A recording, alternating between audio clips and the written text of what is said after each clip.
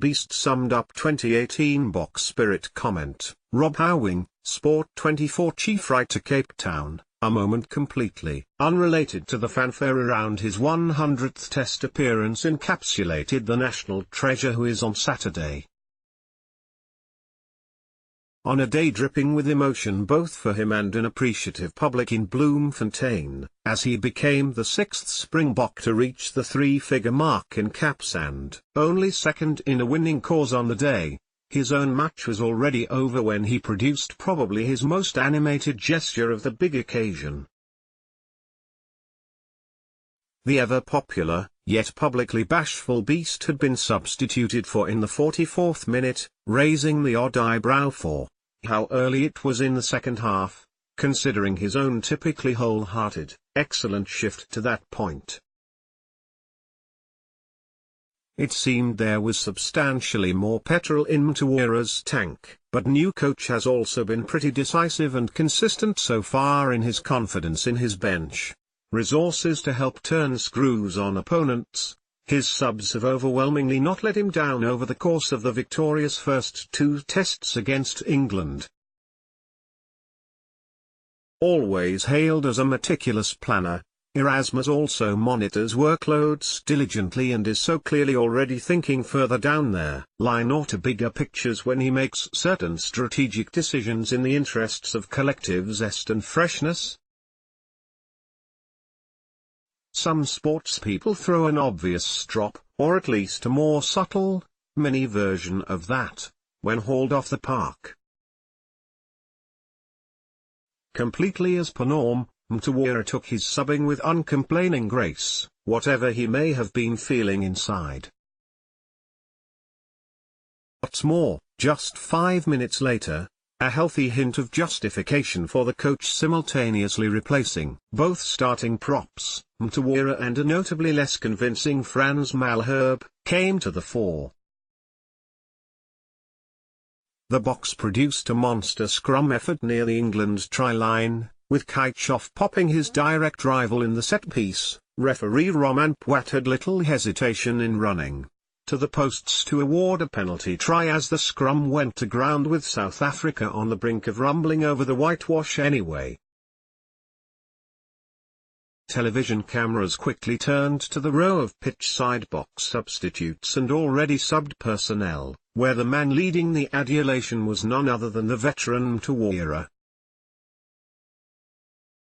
Presumably at least reasonably out of puff after his own industry to the cause beforehand, he nevertheless jumped spontaneously up and down with glee, as if a 10-year-old who had just one candy floss for his success at the funfair coconut shy, and that despite having missed by a whisker being part of the major turning point in the contest.